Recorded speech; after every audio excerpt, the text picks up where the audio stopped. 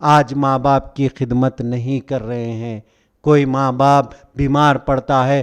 میں حال ہی میں مجھے اولڈ ایج میں جانے کا موقع ملا تو میں وہاں دیکھتا ہوں کئی ایسے بوڑھی عورتیں اور مرد وہاں پر موجود ہے اولڈ ایج ہوم میں.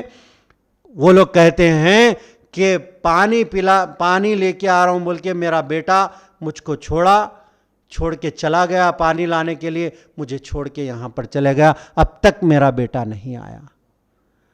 ابھی کچھ لانے کے لیے میں چھوڑتا ہوں بلکہ کسی کو ایک اپنا بیٹا اپنے بوڑھے باپ کو جس کو ڈیمنشیا ہو گیا, آپ یہاں ٹھہری ابھی آتا ہوں بول کے ڈیمنشیا کے مریض کو, الزائمر کے مریض کو وہ وہاں پر چھوڑتا ہے, چھوڑ کے وہاں سے چلا جاتا ہے. کیا یہ اسلام ہے دوستو؟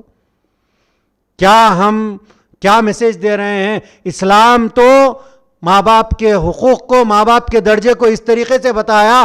اللہ کے نبی فرماتے ہیں, حدیث میں آتا ہے کہ ماں کے قدموں کے نیچے جنت ہے, ماں کے قدموں کے نیچے جنت ہے.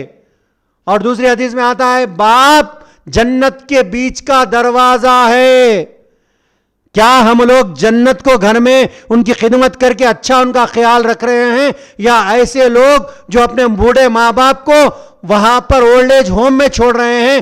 کیا میسج دینا چاہتے ہیں؟ یا ایسا واقعات ہمارے سامنے آ رہے ہیں کہ بیٹا اپنی ماں کو جھڑکی بھی دیتا ہے. ایک جگہ پہ میں نے سنا کہ وہ ماں کو جھڑکی بھی دیتا ہے, وہ گالی بھی دیتا ہے.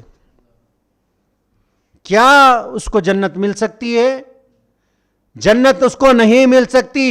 اف اف اف کی آیت ہے, اف تک مت کہو. جب وہ بوڑھے ہو جائیں, ان کی عمر بوڑھی ہو جائیں, وہ بیمار پڑ جائیں, دونوں میں سے ایک یا دونوں بوڑھے ہو جائیں, تو تم ان کی خدمت کرو, ان کو اف تک مت کہو. وقول قولا کریما, ان کے ساتھ ریسپیکٹ سے بات کرو. کیوں؟ قرآن میں آتا ہے ابراہیم علیہ السلام اپنے والد کو کہتے ہیں یا ابتی, اے میرے محترم باپ. ابراہیم علیہ السلام کے والد شرک کرنے والے تھے. شرک کرنے والے باپ کو بھی ابراہیم علیہ السلام محترم باپ کہہ کے قرآن میں اپنے والد سے کہتے ہیں اے میرے ابو, اے میرے محترم باپ, آپ ان بتوں کی پوجا کیوں کرتے ہیں جو نہ سنتے ہیں نہ دیکھتے ہیں, وہ بہرے ہیں, پھر ان کی آپ کیوں پوجا کرتے ہیں؟ یا ابتی کا لفظ آیا ہے. چاہے تو وہ صرف ابو کہہ سکتے تھے, لیکن قرآن میں انہوں نے کیا کیا؟ یا ابتی, اے میرے محترم باپ. اور انہوں نے کیا دعا کی؟ ربنا اغفر لی ولوالدی وللمؤمنین یوم یقوم الحساب.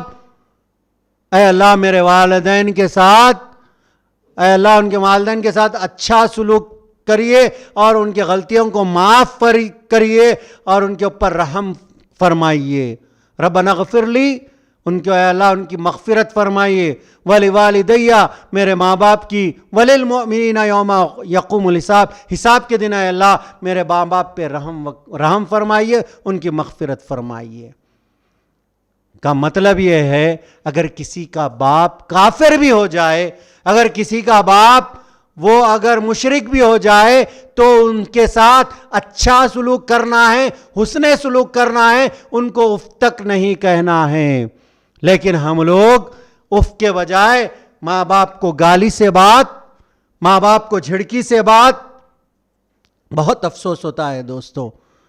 کئی کالز ہمارے پاس آتے ہیں. حال میں ایک واقعہ ہوا, ماں نے کچھ بچے سے کہا اور وہ بچہ اپنی بیوی کی تائید میں اپنی ماں کو گالی دیتا ہے, اپنی ماں کو گالی دیتا ہے, اپنی ماں کو جھڑکی سے بات کرتا ہے.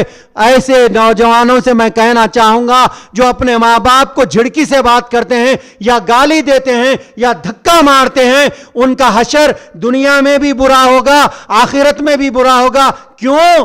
کیونکہ ماں باپ کا نافرمان کو اللہ تعالیٰ دنیا میں لوگوں کے لیے نصیحت کے لیے, دنیا میں بھی ان لوگوں کو کیا کرتے ہیں؟ اللہ تعالیٰ دنیا میں بھی سزا دیتے ہیں. آپ کئی نافرمان اولاد کو دیکھیے جو ماں باپ کے نافرمان ہیں. کوئی فٹ پاتھ پہ ہوتا ہے, کوئی ایسا گلی گلی پھرتا ہے, اس کو کوئی ٹھکانہ نہیں ملتا.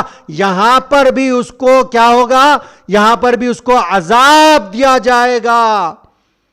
دنیا میں بھی عذاب ملے گا اور آخرت میں بھی عذاب ملے گا.